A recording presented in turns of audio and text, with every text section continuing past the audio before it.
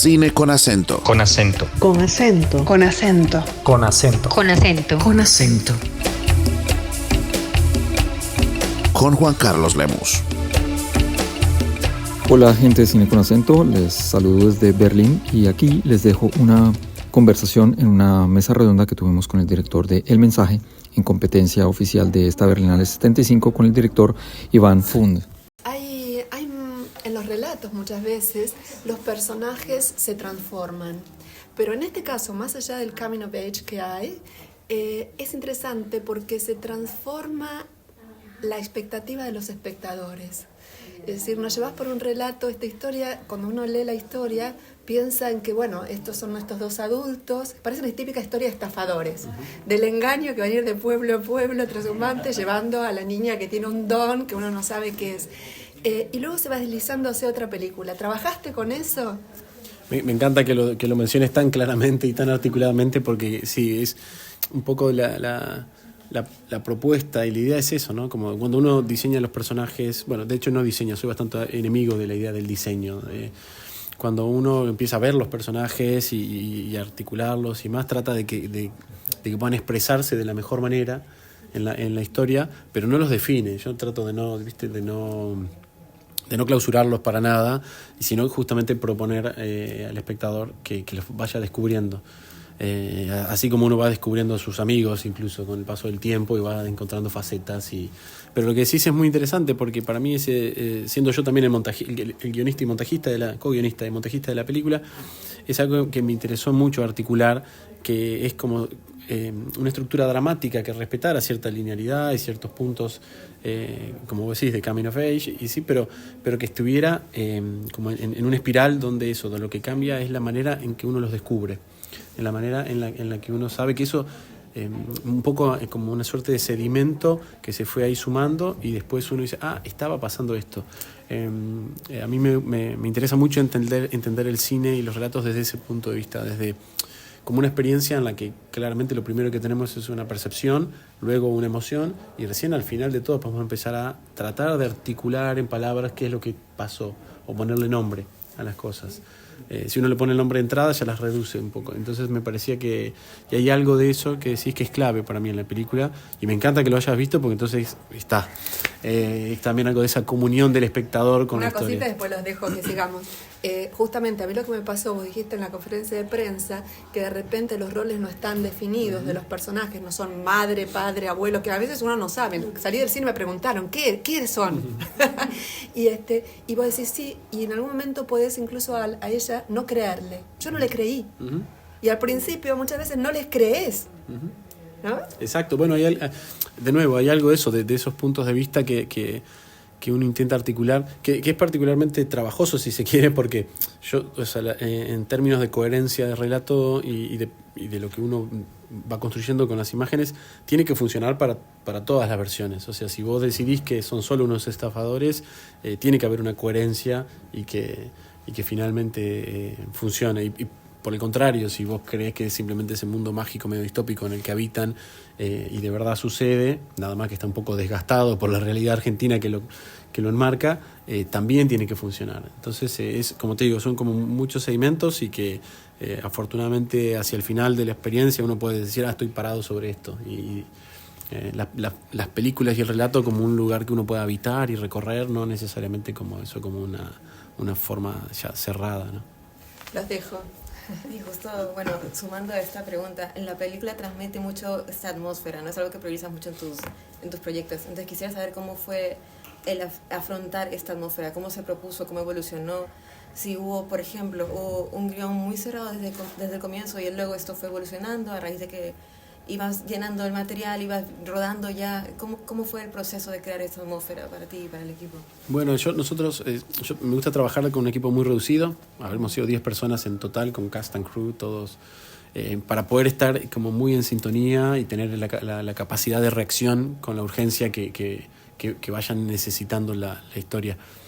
Lo que hacemos es, bueno, yo coescribí el guión con Martín Castañet, con quien ya había trabajado en mi película anterior, en Piedra Noche, y entonces un poco pasa con todo, es una cosa muy orgánica, con el guión, con la música y con el mismo trabajo con los actores. Es como filmamos durante el día, a la noche yo monto y al otro día, a la mañana, revisamos un poco y vemos para que todos puedan estar más o menos en sincro y sobre todo para entender dónde está pisando la historia.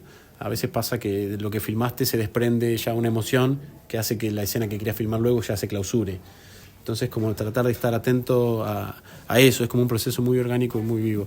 Y en ese sentido, esa atmósfera o ese aura como de entre, para mí el mundo de la infancia y el mundo del cine están absolutamente interconectados, como esta idea del asombro con lo que tenés enfrente y la curiosidad y algo de ese movimiento tiene que estar, ¿cómo decirlo? Como tiene que ser parte del equipo de trabajo, como que no hay una diferenciación tan concreta entre lo que va a pasar delante que detrás de cámara.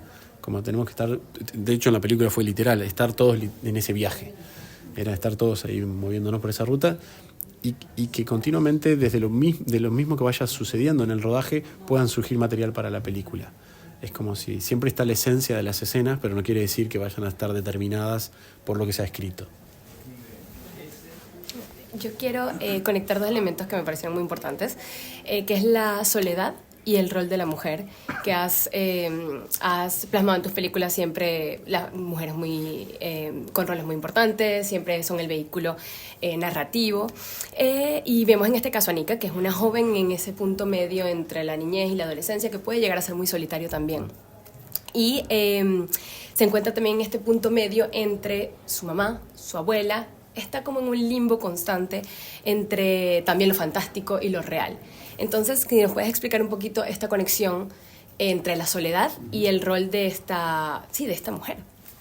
Bueno, está buenísima lo que decís, porque la apreciación, porque bueno, es un poco eso, ella es ese pasaje, un poco ese umbral entre la historia de su abuela y de su madre, es como un poco el origen de la película. Una de las cosas también que quería explorar o retratar era justo ese momento en el que uno como niño se reconoce como parte de una historia familiar y junto con ese mismo movimiento reconoce que puede tomar votos en el asunto, digamos, que puede hacer algo. En el caso de la película, Nika decide, como puede, eso, tratar de confortar, ¿no? ¿Viste? O sanar algo de eso.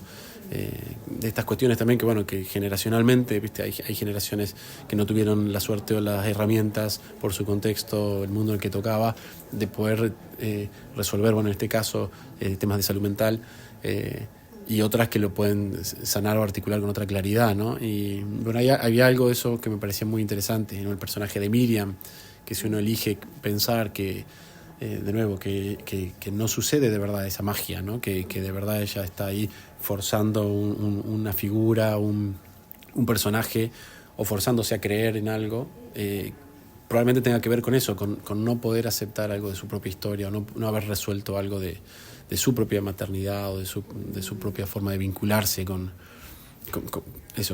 su hija, con su nieta. Entonces sí, y dentro de ese movimiento, como decís, algo de la soledad, es loco porque yo lo relaciono un poco con la melancolía, hay algo melancólico, y la soledad en todo caso no como algo, digo, viste, como no sé por qué está teñida como de un concepto bastante negativo siempre, como si estar solo fuera algo malo, pero para mí tiene más que ver con este concepto que usan los japoneses de mono no aware, que hablan de eso, de una suerte de percepción melancólica de la existencia, o sea, de celebración o enfoque de descubrimiento de lo efímero del paso del tiempo, ¿no? Que ahí te remite algo de esa soledad o esa melancolía, pero que en ese mismo movimiento lo celebra. Celebra eso, lo único de lo que tenés enfrente. Entonces hay algo de eso. Y después, obviamente, en el caso del personaje de Nika, es una niña, y entonces también está en ese umbral donde un niño está dejando de habitar el mundo absoluto de la fantasía y empezando a dejar que se empiece a filtrar algo de esa textura de la realidad más pedestre o mundana. Y entonces, bueno, hay algo, como decís, de ese momento donde a mí me interesaba igual mantener esa indeterminación, que uno no tenga que el estatuto de lo que está pasando no sea concreto, que vos digas, bueno, sí, es real, no es real.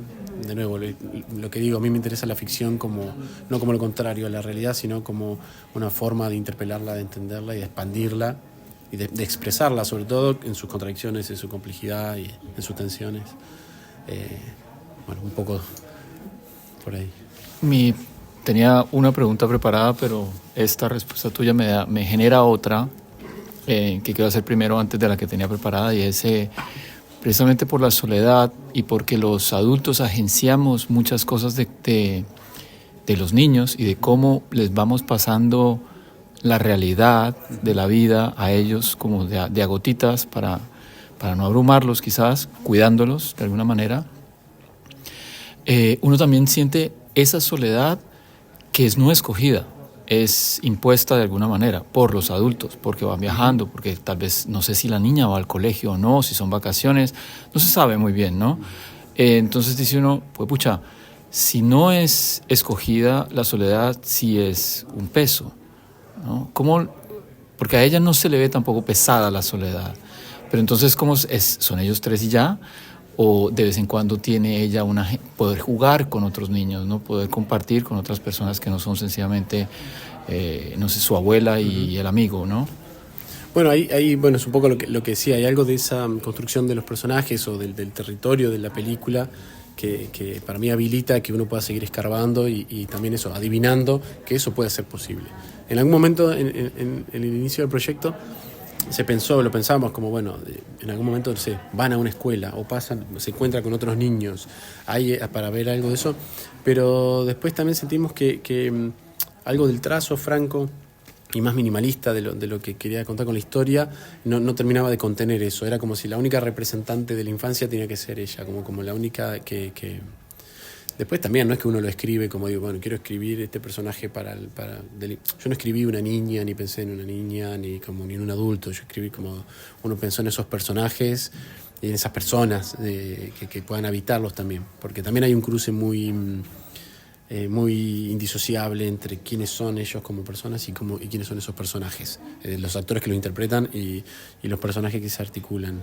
Entonces, digo, yo creo que hay algo un poco existencial, si se quiere, en eso, que bueno, si uno no elige estar acá, de alguna manera, pero estamos acá, y medio como, bueno, estamos acá y solo nos tenemos los unos a los otros y tratemos de hacer lo mejor que podemos, y para mí sí hay algo que es como incuestionable, que es el vínculo amoroso profundo que tienen entre ellos.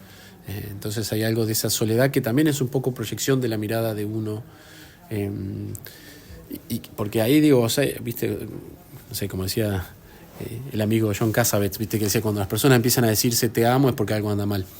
Entonces yo creo que hay un vínculo amoroso muy fuerte ahí andando, y de contención y de compañía, que está expresado en eso, en ese cotidiano despojado tal vez que habitan, que sí, para mí está conectado de nuevo con cierta melancolía, o con una, como decían alguien por ahí, una ternura melancólica pero no sé si lo veo así como con una soledad que se le impone porque a la vez, digo, la paternidad o el rol que se ocupa desde esos lugares, digamos, es inevitable que eso pase también. Como que, viste, la otra vez, no sé, veía un chiste así, como decir, bueno, si vos sos padre, bueno, haces algo o pensás que estás sobrando hacia un lado y de repente, bueno, uy, no, es trauma para toda la vida, lo siento. Entonces es como hay algo de eso también, que todos están haciendo lo mejor que pueden y tienen sentimientos de alguna manera noble. Bueno, más o menos por ahí. Oh, seguro. Ahora sí, la que tenía, cuando arranca la película hay unos diálogos de estos áulicos de Milei, ¿no? Que están comentando cualquier pendejada que él haya dicho. Y en un país donde el presidente dice que habla con el perro, lo fundamental es, digamos, cada uno puede creer en lo que quiera, pero digamos que a medida que uno va creciendo, el ratón Pérez no existe, ¿no? Y claro, ella se comunica con los animales. Puede que sea verdad, o puede ser sencillamente que ella, por su edad, lo crea genuinamente. Pero también tenemos otras creencias que están mucho más asentadas, como las religiones, en donde hay gente que cree y hay otros que yo no sé si creen o sencillamente se siguen creyendo el cuento de que creen. Y es lo que veo como en los adultos de aquí, ¿no? Porque a veces uno dice, ¿esta señora sí cree o sencillamente está timando, ¿no? Pero también lo veo porque en una situación que nos hemos visto ahora donde la conexión con los humanos como que es muy pobre, nos tenemos que relacionar más con los animales. Y todo eso está ahí en tu película, que es lo que me parece más chévere de la película, ¿no? ¿Lo pensaste así desde el principio? ¿Fue por ahí? ¿Esa falta de conexión humana y entonces vemos cómo nos metemos con los animales o cómo? Sí, creo que se arrastra de la propia mirada de la infancia y de esa conexión que los niños tienen naturalmente con los otros seres, con los animales y demás. Y después también algo concreto de que uno siente como que ya hoy si pones animales en una película parece que estás haciendo ciencia ficción, porque realmente la ausencia total de vínculo con los animales que en la modernidad y la mayoría de las sociedades contemporáneas tienen es muy fuerte. Yo cuando era niño estaba rodeado de animales, de insectos. De hecho, la película se filmó en esos paisajes que yo me crié ahí. Entonces, había algo de eso, de tratar de recuperar esa presencia de los animales y de abrir un poco como se dice, este lío en el que estamos para todos. Bueno, estamos acá compartiendo este mundo con esos seres también y reconocerlos y reconocernos nosotros en ellos también. Como que no había una diferencia concreta de rol. Para mí, si aparecían, por más que sea un plano simpático, tenían que tener una presencia, ¿no? Tenían que ser esos animales. No podía ser ilustrativo la idea de un animal o otro. Me perdí un poco, pero creo que... ¿Ella cree o no? Y después eso, bueno, respecto a eso, bueno, cuando decís ella te refieres a Miriam. Sí. Yo creo que uno puede tranquilamente entender que es una persona que necesita de esa estructura para sostenerse, porque de nuevo, porque si habilita un poco el otro, se le puede venir encima todo lo que no estuvo pudiendo resolver a lo largo de su vida. Que de alguna manera algo de eso se sana hacia el final cuando Anika le trae el mensaje. Hay contacto físico. Y la primera vez que ellas tienen un contacto físico real. Y después pienso un poco, no sé, yo pienso en uno de los 82 consejos que le da Gurdjieff a su hija, que dice, si no la tienes, imita la fe. Entonces, hay algo de eso que tiene que ver con lo que decís, que I want to believe sería. Preferir creer, ¿no? Hay algo en el mejor de los sentidos, ¿no? Hay algo de eso y que define un poco a todos los personajes. Tal vez de hecho el personaje de Roger que está un poco más desde el rol del testigo, de eso que podemos adivinar que es alguien que ya transitó un montón también y que está como ha hecho un poco más las paces con las cosas que le tocaron.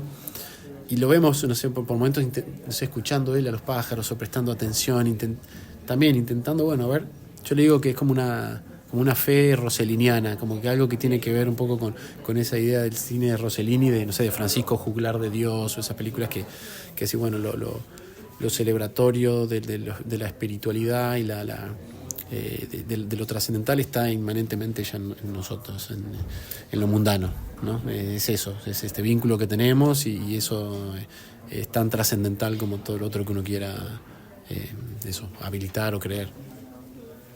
Con respecto a los animales, a la relación con los animales, a estos trabajos que se ofrecen, a veces, primero que hay un gran humor, tengo una cucha en el cielo, hay un kitsch también que hace al mundo del humano en relación con sus propias mascotas, pero a veces te preguntas, ¿a quién están tratando? ¿Están tratando al animal o están tratando a su dueño, ¿no? ¿Cómo viste eso? Bueno, es eso un poco, ¿no? Había algo de ese feedback donde, de nuevo, esa interconexión es total.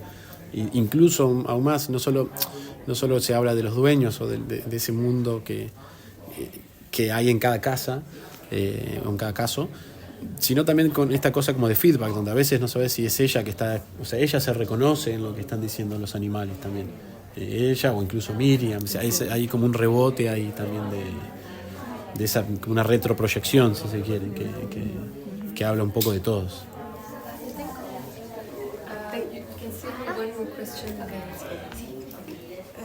Lo trato de hacer muy breve. Obviamente todos los personajes, toda la historia está en transición, ¿no? Están ellos en transición, está la familia en una transición emocional también y están todos en este viaje tratando de finalmente encontrarse, ¿no? Y es para mí innegable pensar en cómo surge esta idea de ti, cómo fue el proceso de crear el mensaje.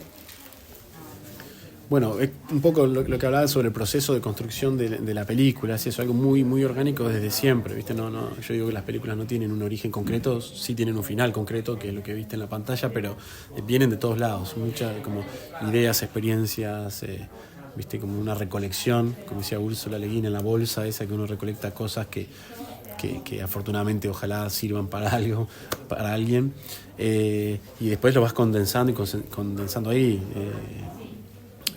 Vos decís respecto al origen del proyecto, sobre todo, sí.